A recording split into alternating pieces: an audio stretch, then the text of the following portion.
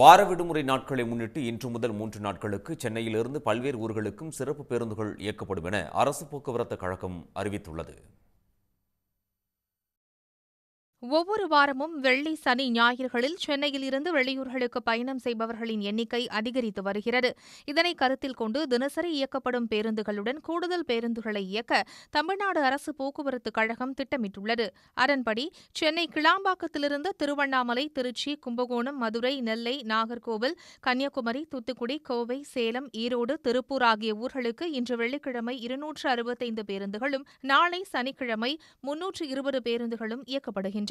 சென்னை கோயம்பேட்டிலிருந்து திருவண்ணாமலை, நாகை, வேளாங்கண்ணி, ஒசூர், பெங்களூரு ஆகிய ஊர்களுக்கு இன்றும் நாளையும் தலா 65 பேருந்துகள் இயக்க திட்டமிடப்பட்டுள்ளது. அத்துடன் திருப்பூர், ஈரோடு, கோவை மற்றும் பெங்களூரில் இருந்து பல்வேறு ஊர்களுக்கு 200 சிறப்பு பேருந்துகளும் இயக்க திட்டமிடப்பட்டுள்ளது. மேலும் நாளை மறுநாள் ஞாயிறன்று சொந்த ஊர்களிலிருந்து சென்னை மற்றும் பெங்களூரு திரும்ப வசதியாக பயணிகளின் தேவைக்கு ஏற்ப அனைத்து ஊர்களிலிருந்தும் சிறப்பு பேருந்துகள் இயக்க திட்டமிடப்பட்டுள்ளது. உடனுக்குடன் செய்திகளை தெரிந்து கொள்ள சன் நியூஸ் பெல் ஐகானை கிளிக் பண்ணுங்க.